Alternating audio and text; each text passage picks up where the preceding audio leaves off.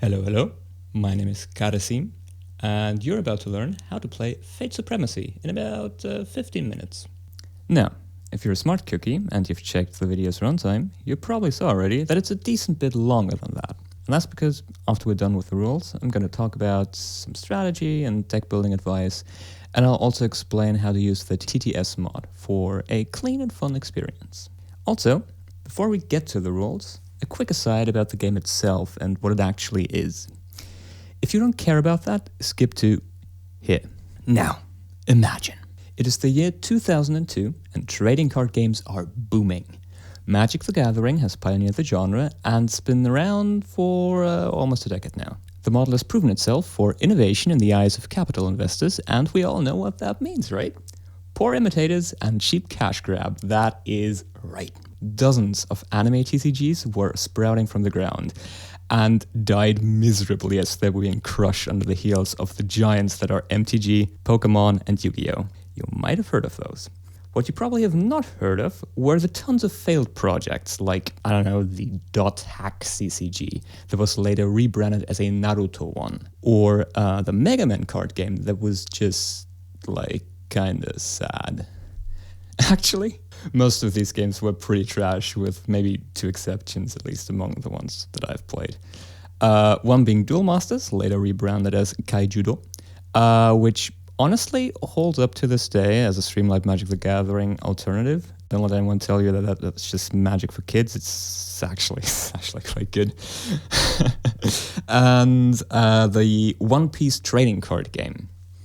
Now, the latter is quite special. First of all, if you're currently playing and enjoying the One Piece card game, this is not the same one. Not even in the slightest. Completely different thing. As a matter of fact, it did not really play like any other CCG that I'm aware of. And its gameplay was not really suited for the whole collectible angle of a CCG, if you get what I mean. Maybe it could have worked as like an LCG, but Android Netrunner wouldn't happen for like another 10 years, so yeah, no shot. Anyways, the game's fast, super unique, and really fun, but it's also dead as fuck. So, since I care about this beautiful little relic, I allowed myself to perform an act of, let's say, cardboard necromancy, and try to allow the game to live again. I rebranded it as a Fate game because, well, I like Fate a lot, and One Piece fans already have their actually good and alive TCG. I overhauled a couple of the rules and mechanics, and now that you're here watching this video means that I actually managed to finish the core set. Okay, now that we're caught up, let's get to business. How do you play? First, you need an opponent, exactly one of them, and a deck of 32 cards that you've built beforehand.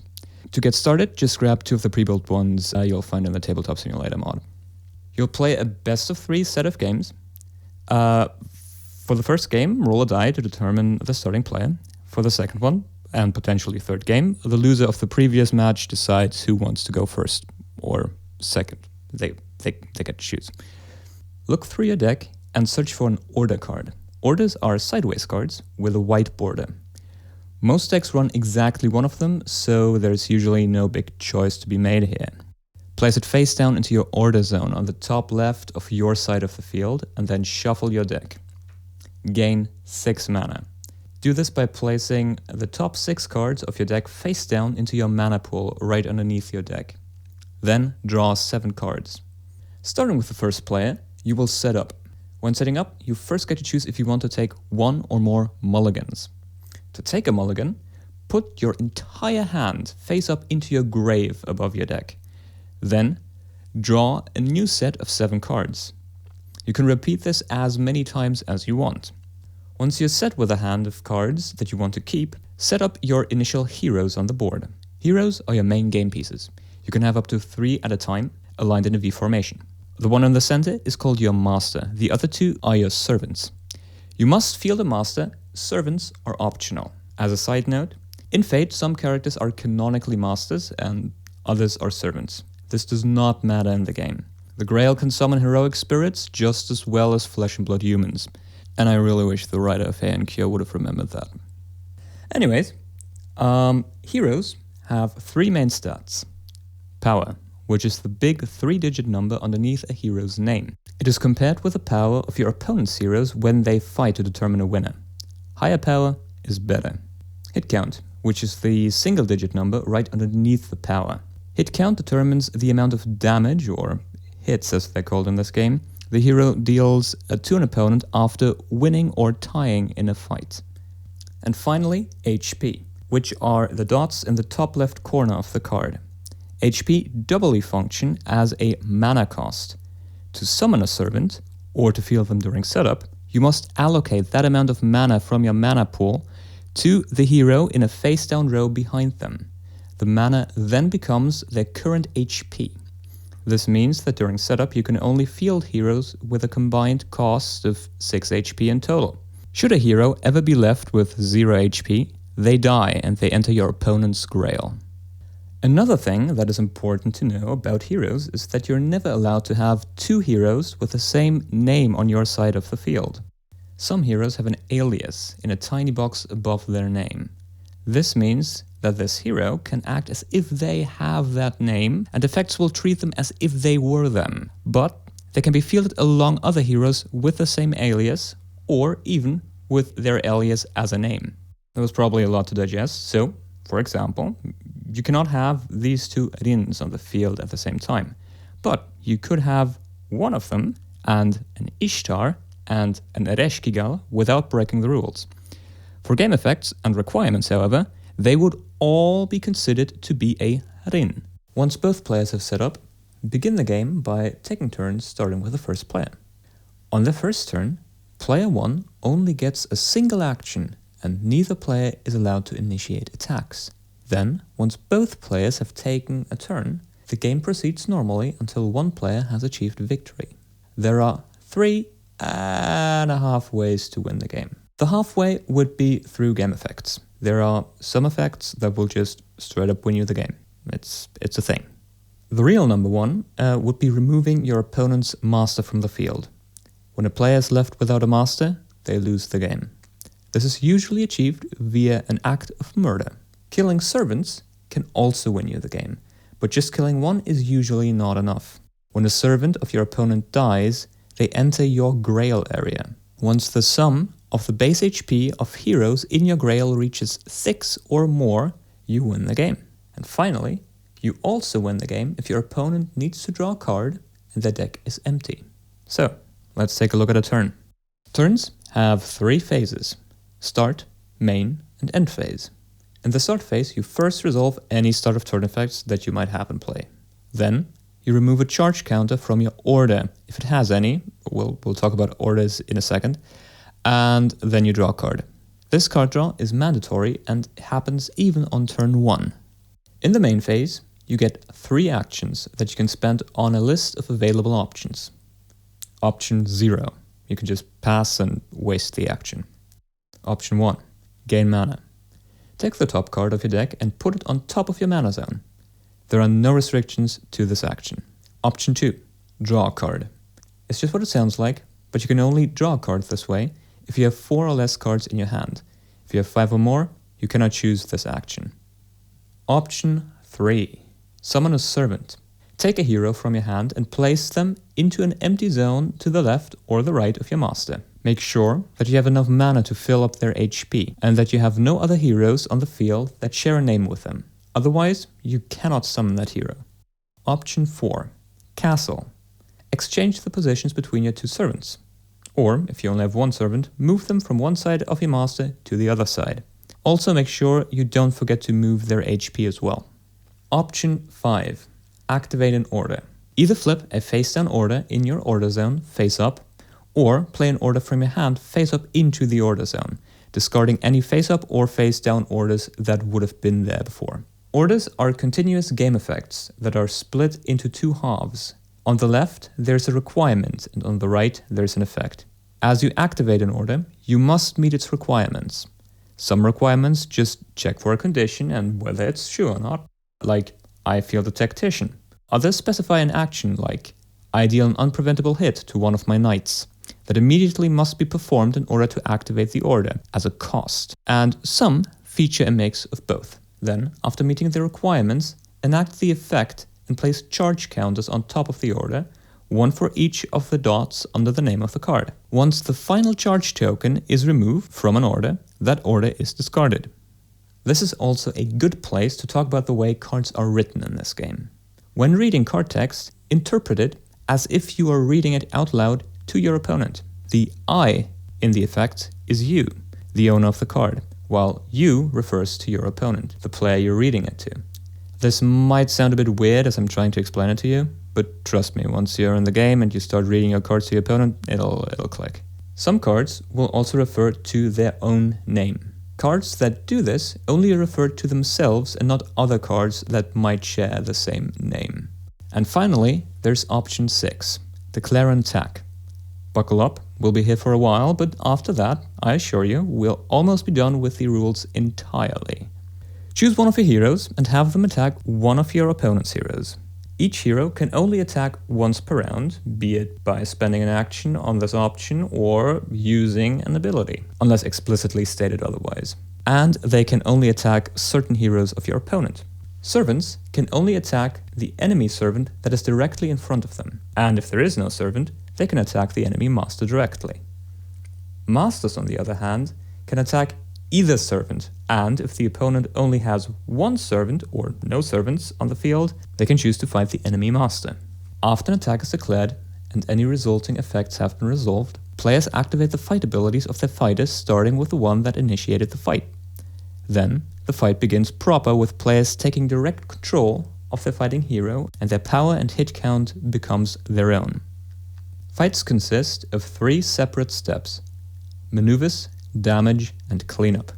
Let's go through all of them. First, maneuvers. This step is like a minigame where players take turns performing one of 4 different possible maneuvers in order to manipulate the outcome of the battle. Those are calling an assist, using a skill, forming a team, or passing. Players keep going back and forth performing maneuvers until both players have passed consecutively, thus moving on to the damage step. To call an assist, you take a hero from your hand and put it into play.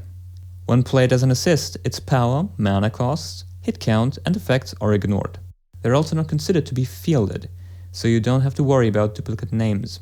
You can even have your fighter receive an assist from a copy of themselves. For each assist, you gain plus 100 power. Changes to your power and your hit count, as well as any ongoing effects you might have, are tied to the cards that provide them. If said cards are removed from play, for example because your opponent discarded them, lose the power and effects they granted you. In order to play an assist, you must first synchronize it. First you check if the assist matches the suit of your fighter. Heroes, and also order cards, belong to one of 4 suits: Knights, which are orange, Tacticians, which are blue, Wraiths, which are red, and Mortals, which are white. Per default, heroes only synchronize with other heroes of the same suit, except for Mortals, which can synchronize with both Knights and Tacticians as well, but not with Wraiths. If your fighter and their assist do not sync up, you can still play them as an assist, but before you do, your fighter will be forced to lose 1 HP.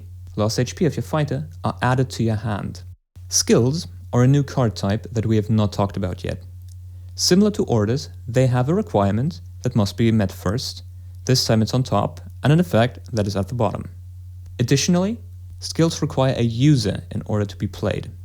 Said user can be any one of your heroes in the fight, meaning your fighter themselves, or one of their assists, but not one of the other heroes that you field. The user needs to match the restriction in the top right corner. Skills can either be any skills, making them available to any hero, class skills, meaning that the user needs a certain class printed on the top right corner of their hero card, or a hero skill, which means that the user needs to have a certain name or alias in order to use said skill. There are also 2 other things that are commonly found on skills, but can appear on any card. For one, there's the restricted keyword that appears in the bottom right corner of skills or in the text boxes of other card effects. If a card or effect is restricted, that means it can only be used once per fight, even if it gets discarded from play or negated. The second symbol is the Grail symbol that can be found in the bottom left of any kind of card. Grails indicate that the card does not follow normal deck building restrictions, and can be added to the deck up to the number of grails printed on it. Additionally, cards with grails can never leave your grave. Once they enter, they're gone for good, unless you have an effect that can specifically recover said card or cards with grail icons in general. Finally, there are team cards. Teams look very similar to heroes. They act and are treated like them as well, but only while they're on the field or in your opponent's grail. You cannot summon them, you cannot place them during setup, and you cannot call them as an assist. In order to make use of them, you must have at least one of the team members as your fighter, one as your assist, and then you take the form a team maneuver, combining them into a team. The original heroes are discarded. In order to do this, you also need to meet the requirements that you would usually need to fulfill to summon them, meaning that you cannot have any other heroes on the field that share their name, and you need to provide them with the mana to fill up their HP. This time, however, you get a little help, since you get to keep the HP that was originally left on your fighter. If the team has lower base HP than your fighter currently has, you're in luck, you get to keep it. It's also possible to form teams from other teams, like going from a 2-person team to a 3-person team, but only if all the members of the original team are included in the 3-person team. Now, one final thing about teams, and this is important. You cannot use aliases to form teams. The combined heroes need to have the correct original names. Don't even try it. Okay, let's assume we're done playing our cards in combat, and you have both passed. Now, we go to damage. If there are any damage effects, those would resolve now, like effects with the crit keyword that we'll talk about in the addendum, starting with the attacker. Then, compare power. The player with a higher power wins the fight and deals hits to the loser equal to the hit count. Taking hits works in the same way as losing HP, add them to your hand. However, taking hits and losing HP are not synonymous. When a card talks about taking a hit, it is more specific than just losing HP. Then continue to clean up. If at any point during the fight, one of the fighters leaves the field, for example due to their untimely demise, immediately skip to this step. First, resolve all cleanup effects in turn order. If you got multiple, then you may resolve them in an order of your choosing. Then, discard all your active assists and skills to the grave. If you formed a team, it remains in play. And that's all about combat. I know it was a bit excessive, but that was all the different options that you can spend your actions on in the main phase.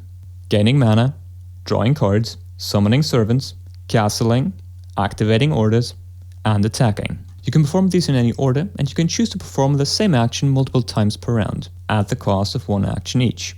Once you're done, go to your end phase, where you will have to discard/draw cards until you have exactly 4 cards in your hand. You should now know all of the rules of the game.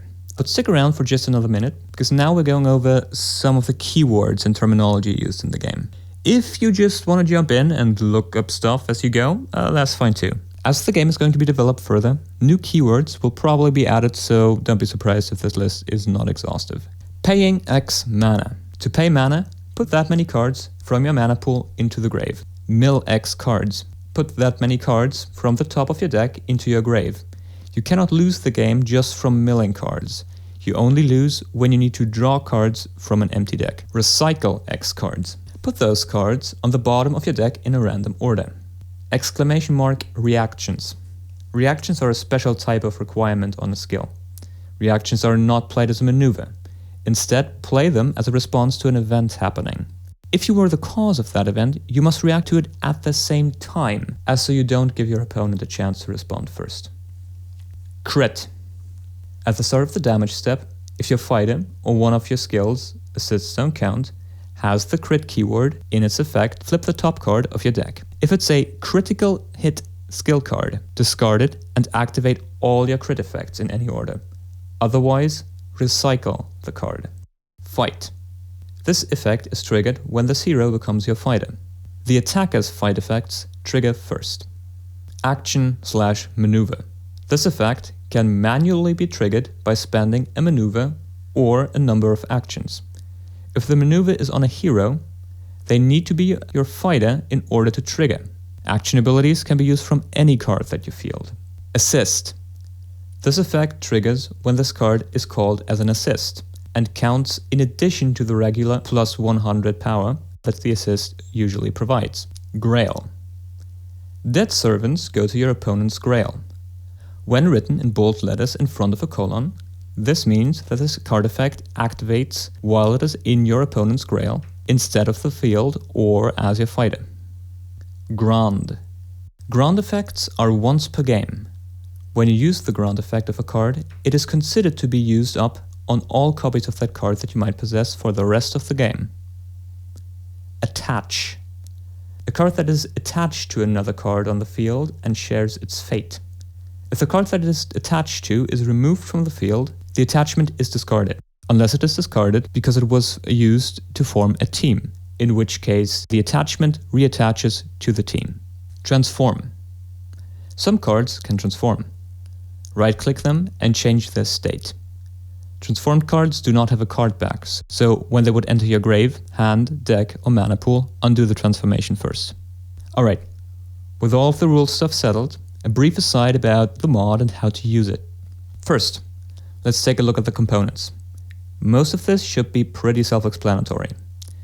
The discs over here are used to mark your remaining actions. The markers here are placed on the meter in the center during combat to mark down your power. The bigger one for your regular power and the small one for your power accounting for critical hits. The dice are for rolling for first player and to note down the charge tokens on your order. And finally, there's the priority coin with the crest of humanity. During combat, instead of passing turns, pass this coin between players to communicate to your opponent that it is their turn to act. Flip it to the desaturated side if you passed, and to the colored one if you did anything else like play a card or use a maneuver effect. The most important thing that we need to talk about, however, are deck tokens. Since this is a living, in development, ever-changing card game, it would be a massive headache if you'd have to make sure that all the cards in your decks are up to date each time you come back to play. But don't worry, we've got a solution for this. There's a deck generator that takes deck lists in the form of a readable, easily editable string and spawns all the cards listed laid out perfectly in front of you. So, after you're done building a deck in this area over here, hit the Save Deck button to generate a deck list and then either save it in a text document or put it into the description of an object, then give said object the deck token tag, then save that token in TTS. Placing such a token on the platform next to the deck building area will then import the saved deck list into the deck spawner. You can also sleeve cards, aka change the card back. Take whatever card back you want, then change the back of the first card in your deck, then save.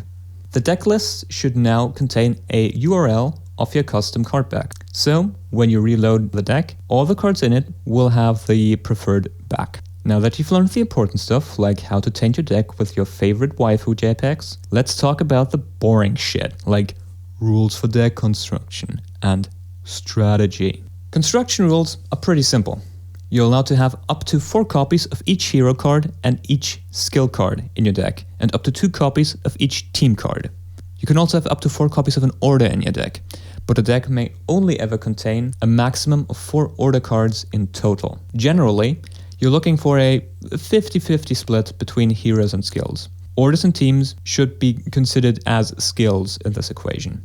Assist-reliant and army decks are gonna run a bit more heavy on heroes, while the solo carry strategies will probably perform more of it 10-30 split favoring skills. Speaking of strategy, let's talk it. First, some general gameplay advice.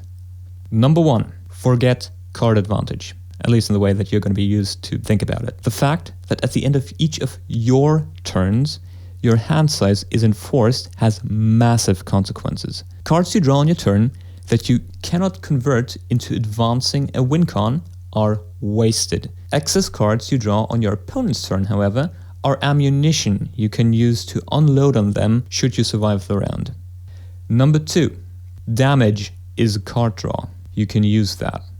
While running low on HP can be dangerous due to some game effects that deal direct hits to your heroes, intentionally harming your high HP characters is basically just free card draw when you're in a pinch. The easiest way to achieve this consistently is via mismatched assists, and this matters a lot because number 3, FTKs are real. Some characters can easily reach a hit count of 3 to 4, sometimes even a higher one.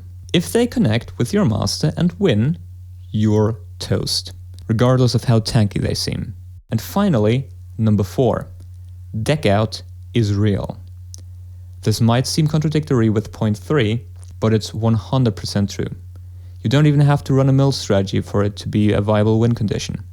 Your deck is going to run 31 cards plus an order, and by the start of the first round, where you're going to be able to attack, you will already be down at least 6 mana plus 7 initial hand plus 2 draws for turn, 15 cards, meaning that you have 16 cards remaining, and you're going to burn through them really fast, trust me. With all of this in mind, let's quickly address some deck archetypes. Number 1, solo FTK builds. Probably the most straightforward strategy in the game. Grab a strong hero with ideally 2+ hits and a good suite of hit amplifiers, spammable skills, maybe 1 support or 2, and some card draw, and then one-shot your opponent at the first chance you get. Easy to pilot and quite dangerous, but weak to meat shields and fight enders, since you only really get 1 attack per round. 2, mid-range beatdown. While also very capable of killing players in a single turn, instead of going tall, they go wide instead, with multiple capable high base power fighters fielded at the same time with a common card pool. So it's either going to be something like a deck focus on class skills, assists, or a common alias. Alternatively, you can use Kaleidoscope to convert a solo deck into an army deck, albeit a slightly slower one. These decks have the advantage that they're less susceptible to end-the-fight effects, and they can also take some losses and then hit harder on the crackback. Generally though, they are slower than the FTK builds, because gradually damaging your opponent over the course of a turn is more risky due to the cards your opponent gets to draw from damaging them than just trying to kill them in one single swoop. They also need more mana to set up their board. Archetype number 3, Stall. Stall decks focus on surviving. Fight enders, damage reduction, and frontline cannon fodder are the keys here. You will usually need at least 1 card in your deck that lets you outsustain your opponent, either through recycle or mill effects. But staying alive should be your number 1 priority. Since this type of deck needs a lot of summons to protect themselves against the aggressive decks, many of your heroes will be quite squishy, making them vulnerable against direct damage and incapable of breaking enemy combos or killing their supports. And finally, combo and burn. These decks try to win through resolving game effects, be it cards that just say, I win the game, or direct damage that ignores fight results.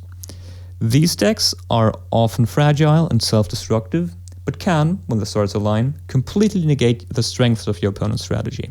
Alright, that about covers it. If you're looking for someone to play with, I might make a Discord for this game in the future, but for the time being, this is going to be a subcategory on my Fate Domination Discord, which is another Fate-themed fan game that I've been working on for many years now. If you want to support me, a Patreon exists.